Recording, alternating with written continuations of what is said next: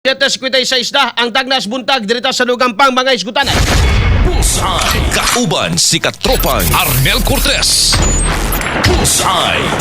Dunay nang gawas mga igsoon nga matod pa gitawag ni Sumalakanyang fake no nga mga medical test result no nga nagsulti mga higala nga lala na ang sakit mga higala sa Pangulo o ni Pangulong Bongbong Marcos. Pero kagabi mga higala mga pasado alas 10 mga alas 9 di ay sa gabi mga igsoon nagpagula ang Palacios Malacañang og video mga higala nga okay ra kaayo ang Pangulo. Gani mga katropa, matod pa ni Auntie Claire nga kagahapon o sa nakalabayng mga adlaw naka-attend pa ni mga higalag meeting o yung marusab mga higala nagtambo kagahapon sa pagpanumpa mga higala ni PNP Chief Nartates. Okay ra daw kayo ay problema ang Pangulo. Gani sa video may higalang gipakita kagabi makita mga higala si Pangulong Bongbong Marcos nga gihagwa mga higala ang iyang iro o gibidyohan sa sayang isa ka iro. Sorry. Gibidyohan mga higala ni Undersecretary Yussi Claire mga katropa. So paminaw na to ang mensahe mga higala sa Pangulo. Kauban ang iyang iro. Sige, bira. XFM Katropa. Sige dong. Tukoy. Sir, anong name ng dog? Uy, nitingog mong iro. Ang gulo mo. Ang pangalan nito si Oreo. Bakit Oreo, sir? Ay, katawang iro ha. Tapos ito, bilog na bilog itong itim doon sa mata niya. So, nung nag-iisip yung mga anak ko kung ano yung gagawin pangalan, sinabi mo kang may Oreo sa mata niya. Kaya Oreo ang naging pangalan. Anyway, sir, nandito na ako. Gusto ko na rin pong kamustahin. Ay, iro, magyapong daddy. Ngayon. Okay na. Ang giling ng mga doktor ko. Binigyan lang ako ng mga gamot. Tsaka patuloy pa rin yung aking antibiotics. Pero okay na ako. In fact, nakapag-EDC meeting na kami nung Lunes with most of the cabinet. So, I'm back in, pero medyo nagtatampo sa akin yung mga doktor ko. Kasi sinasabi nila, wag muna. Sabi ko, hindi ko naman pwede pagantayin lahat ng mga nangyayari. So, tinuloy ko na lang. And tomorrow, I have some meetings in the office. And tuloy-tuloy na. Pero sir, nabanggit sa akin ni Sec Dave, meron daw kayo napaniginipan. Uy. Parang may namimiss yata kayong food. Dahil, ang ano pala rito, kailangan for a few days, hindi ko pwedeng kumain ng solid food para matanggalan ng stress yung ito mo. Na na So, siya. puro sabaw lang ako. Kaya nanaginip ako yung isang gabi. Sabi ko sa doktor, pwede na ba akong kumain ng kung ano-ano? Kasi nang naginip ako, nakakain ako ng steak. Yun naman iniisip ko. Pero hindi pa pwede. Hindi pa, ngayon pwede na. Pwede na. Pwede na. Ayan. Good news na yan. Kumain na ako ng hamburger. But anyway, sir, namimiss na kayo na ibang mga taga-media. Sabi nila, ba't hindi nakarating si Pangulo sa awards rights ng mga outstanding government workers? Oo nga. Hindi ako nakarating dahil meron pa akong gagawin. Pinapunta ako sa unsa? nandito yung mga doktor. Nagkonsulta sila para tignan na talagang maayos. Kasi nga nagre-reklamo sila na dapat magpahinga ako. Sabi ko, hindi ako pwedeng magpahinga. Hindi ako kasama dyan sa mga pahinga.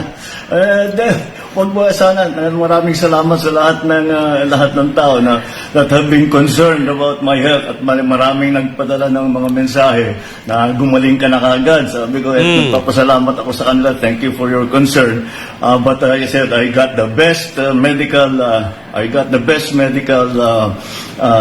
the best possible medical care that you can have, and that's why I'm already back in harness. Kaya tuloy-tuloy. Tomorrow gusto ko nang batiin yung PNP natin dahil bukas PNP anniversary. The creation of the PNP, and I wanted to greet them all. In fact, I made a video of that earlier today. Oo. Sir, mapapagalitan nga po kayo ng doktor nyo kasi ang balita, yung EDC meeting, umabot yata ng halos 2 oras. Mga ganon. About 2 hours. A little more than 2 hours. After the EDC meeting, sir, ano yung maaari nating ibigay na magandang balita sa ating mga kababayan? Kana mo nindot? Usually, ang EDC, this is the Economic Development Council, which is under the DepDev, Department of Development. DepDev. DepDev. And pinag-uusapan dyan yung mga project na i-approve, na malalaking project na i-approve. O paano, kung kailangan palitan yung mga scope of the project, yung cost ng mga project, yun ang pinag-usapan namin, kaya napatagal. Pero usually ganyan talaga yan, 2 oras, kasi hindi pwedeng madaliin yan eh. You cannot rush that because importante masyado and we're talking about some very important projects. And tinitingnan natin paano babayaran, saan na natin gagawin, etc. And that's what we did. That's what we did last Monday. So, after that, today, sir... Today, kaninang umaga, na-swearing ko na si General Natates at saka na-promote na siya sa 4-star General. Opo, congratulations, General Natates. Yes. Sir, after ng 2 hours, wala ba kayong naramdaman na masakit sa inyo? Ay, wala naman. Dahil wala na naman ang nararamdaman eh. Kaya naman pumayag na ako nang gumawa ng meeting. Talo mo is clear, no? Kaya ko naman eh. In fact, nung sinasabi ko, medyo na bored ako nung weekend. Sinasabi ko, no, I have to do something. Sabi ko, so binasa ko na lang lahat ng brief ko. Ayun. Medyo up to date na ngayon. Cellphone Plus Gold. Mapalit sa mga butika sa inyong lugar. Bullseye! Bullseye! Alas 8:02 na mga igalang tagnas buntag. Inyo nabati mga igala si Pangulong Bongbong Marcos o sawa ka kita. Kay nagnamino ra sa radyo, i-describe lang nako ninyo ang video mauni oh. Kita sa video nga naghagwa si Pangulong Bongbong Marcos sa iyang iro nga si Oreo. Unya gibidyohan siya mga higala sa iyang iro pod nga si Yussi Claire Castro. So, kini mga higala agi og pamatuod nga peke kuno kadtong nanggawas nga mga medical test result nga dunay malala nga sakit mga higala ang Pangulo sa Pilipinas. Bullseye! Bullseye! Ipamatod-an sa Malacanang okay ra daw kaayo Alvin Gonzaga ang Pangulo sa Pilipinas. Maayong buntag diha sa Malaysia. Uy, asa ba kadapit sa Malaysia, sir? Gwapo ra bubog kaayong Malaysia ba, no? Nindot kayo mga gwapong karsada sa Malaysia. Makita nimo nga og naay korupsyon, gagmay ra siguro. No? Dong, no? Kanto na magag-Malaysia, dong? Asa kayo dong? Kayo dong? Johor ba to? Johor, no? Gwapo kayong karsada sa Johor ba? Unya, ang ilang mga signage dito, grabe mag-billboard kadagko. Gwapo kayong mga tirada diha mga igala kanang patabok gikan og Johor paingon gikan og Singapore paingon og Johor. Kita gyud nimo ang kuan ba no? Pulido sa mura ra mag Pilipinas kay wa man say kuan ng Malaysia. Gwapo sab. Anyway, so kini mga igala no, just to rectify no or to falsify ang mga gawas may igala nga report, okay ra daw ang presidente ninyo. Aw nato nato. Wa daw angay kabalaka kay kinang ginatawag may gala nga yung gibati nga diversionary tactics o diverculitis di ay bearable ra kuno mga gala ang pain niya na mawingos Pangulo niya. Kaya man daw niya ang lawas. Unya ang doktor daw niya may gala mo ay medyo nagtatampo. Gamikan kay di daw mo patuo mga gala ang presidente. Hala sige. Bullseye! Bullseye! Alas 8:05 na may galantag na sa ato ang pagpanagumanuban. So kay ligo naman kang presidente, hinaot mga igala nga anong naipang bation no basta basta na anay mga kaso, na anay mga impeachment, na anay bation dayon dong ba no? Idara naman sa mga katropa ni presidente. Pero maghinaot ta nga okay naman ka, lagsik naman ka na. Tutukan na mga katropa ang pagbulgar no ni ining kinsa man ang mobilib yung kung BBM no kung iyan na mga igalang kung tinuod ba nga dili siya pasimuno sa tanan, iyan ang siya na mismo mga igala ang mangmubutyag anang mga tawhana na. Siya na mga igala mismo ang mo bulgar no. Ining mga tawhana ni mga igala nga mo inaka ingos pahirap mga igala sa mga Pilipino. kana kung tinuod mga higala nga wa siya kalambigitan. No aron mga katropa nga mag-gain niya ang kanang iyang trust rating nga negative 3 para mo na mo negative 5 ani. Dili, para mo saka na mga higala nga mo saka. Kasi siyempre mga higala ang tanaw sa katawhan karon, no? Ang tanaw sa katawhan karon mga kaigsoon whether we like it or not. Apil ang pangulo, no? Pero wa lang kita mahimo. Gumikan kay labi na kita mga higala nga mayukmok lang, no, nga mga Pilipino. Ang ato bagong batasan usahay, we try to separate mga higala ourselves from the government, or we try to separate mga higala ourselves from kini mga higalang mga katikaran sa gobyerno. Unya moingon na dito wa man tay mahimo diha kay sila may naa sa gobyerno. Pero kay bao ba ka mga higala nga gumikan aning batasana nato? Mo ni rason mga higala nga nigara pag-ayo ang ato mga politiko. Kay ang ako bagong punto dinhi mga higala, kung kini nga panghitabo palampason lang gihapon sa mga Pilipino, mga igsoon, walay makat-on, walay mausab sa tanan. Bisan pag kinsay mga presidente and the next mga higala nga administration, bisan pag si Sara pa'y mga presidente, nagyapoy congressman mangawat mga higala. Nagyapon mga higala congressman nga mo insert og budget dili manggud tanan mabantayan pud sa pangulo mga higala. Bisag kinsa pa'y presidente, ay kung ingna may higala panahon ni Digong wa siya naging ana ang mga kongresista na apod. Karon lang siguro mas dako may higala og mas nabulgar. Pero sa una ra na ang ato mga problema, no mga kaigsuonan, mo atong ginahuna-huna ba nga taman lang ta sa election, after that wala na ta. No? Wala na tay labot nila mga kaigsuonan sila na. Pero mga igsuon, maunay dahilan nganong ang ato mga politiko murag tan-aw nila nahimo na lang part ba sa ilang trabaho ang pagpangawat bitaw? Gumikan sa atong batasang mga Pilipino nga daghan marami tayong pinalalampas. Daghan tayong mga butang mga higala nga gipalipas na lang. Sige na lang, bawi na lang ta. Kana lang udaan mo ingon ta mga higala. Bawi na lang ta sa 2028. No. Di na pwede.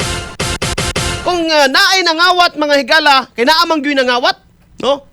Ang lisod ra man gyud karon ang pagpamatuod niya na mga higala kay di man gyud manugan ni mga tibaghak. No? Naaman gyud nangawat mga higala sa gobyerno, kaklaro ana. No, ang resulta mga higalas proyekto mo'y musulti. No? The thing speaks for itself mga higala mo'y nagsulti. Nga kining proyekto ha in taon gikawat ang katungaan mo ning naingon ani. No, given na gikawat mga higala na hitabo. Dili na nato pang lalisan may igsoon. Di pa na angay natong lalisan may higala nabay kawat o wala.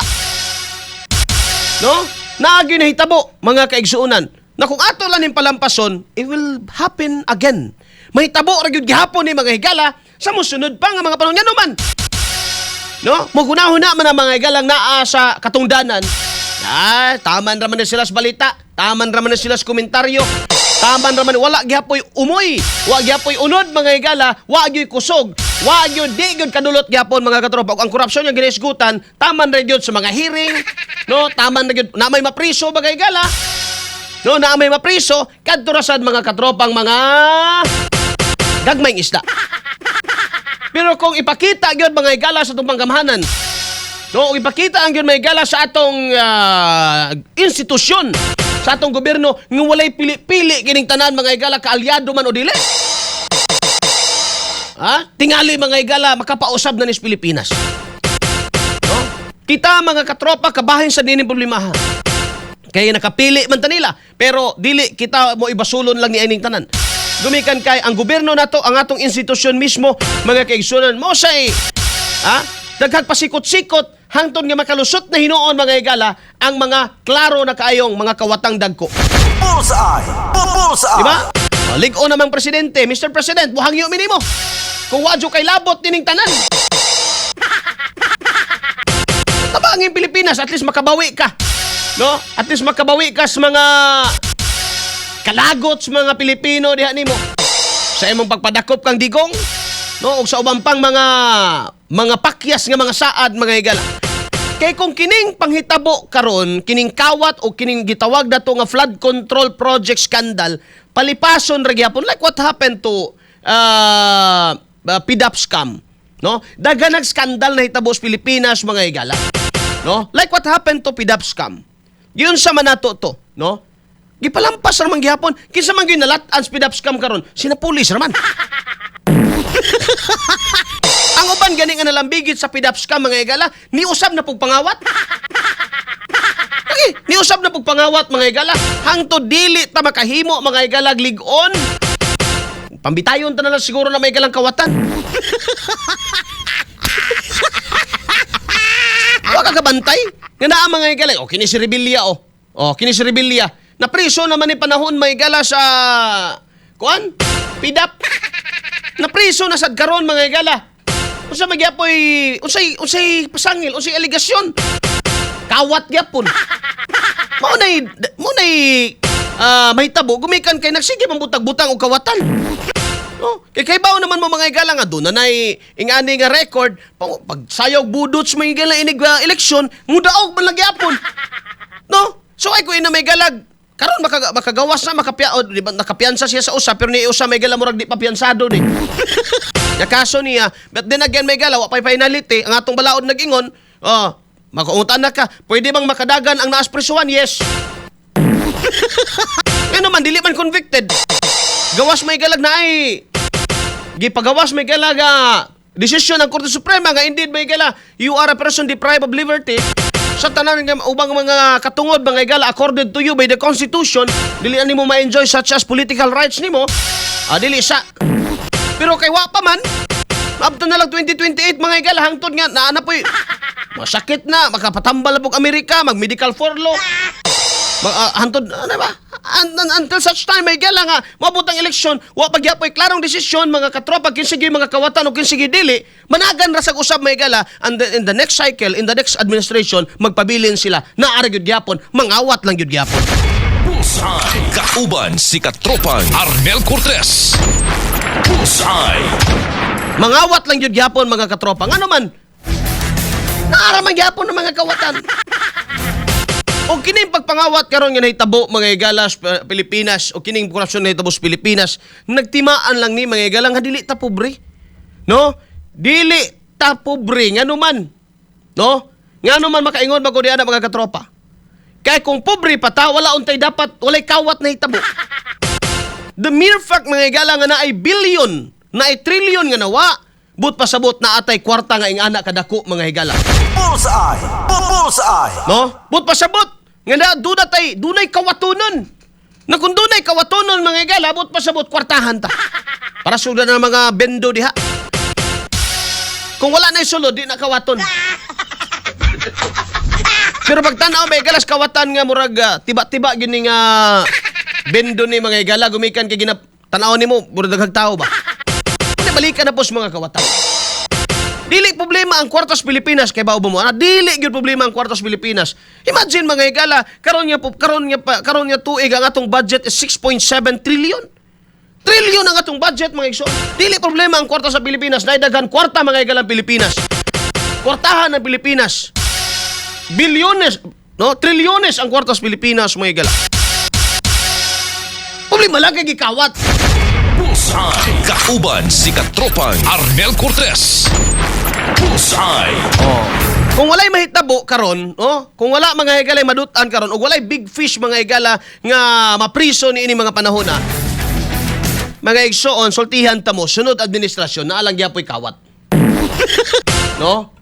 Magdasa nga naman, sila ganyan silang panahon, wa may napriso, kaya gyapon ni nato ni karon. Wala, no? Mahug ra gyud mga higala nga ang gobyerno, ang kwarta sa gobyerno, mahog gyud siya may gala nga gatasan sa magpuli-puli nga mga politiko, mga katropa nga mulingkod. Bullseye. Bullseye. No? May lang og matan paspinya ang pangulo mga higala pananglitan og kisay presidente sunod. Nga kaya gyud niya mga higalang panglatiguhon ng mangawat diha mga kaigsunan. Pero dapat sa karon pa lang nga panghitabo, do na gyud ni mga higalay mapapanubag. Do na gyud mga higala kay di man gyud lisod man gyud tuuhan nga kining kawat sa gobyerno bay hinimuan ras ubos. Hinimuan ra mga higala sa ubos ng mga naa sa posisyon. No? Hinimuan na ni mga higala sa mga kontraktor. Ngano man ginamit rasad na sila. Do na gyud mastermind ni ini mo ni gusto nato. Kanang mastermind may higala mo gusto nato mo na Mr. President. Presidente man ka, no? Dako magag budget sa intelligence fund nimo. Sharo naman wa ka kaila sa kinsay mastermind. Sharo naman Mr. President. Naing buntag diya Ricardo Sibay Talisik watching from San Pascual, Borrias Masbate. Shout out po, good morning. Alvin Gonzaga diya sa Malaysia, Babilayan diya sa may Cebu. Og Genesis Baino diya sa may Hernandez Bohol, Abing Subang diya sa may San Francisco o sa may San Francisco Southern Leyte. Og Aquila Vlog diya sa may Batu Leyte. Dudes Mini Bee Farm, kung hut doon po og priso ang kawatan sir, wa nay magdumalas nasod. Mas maayo.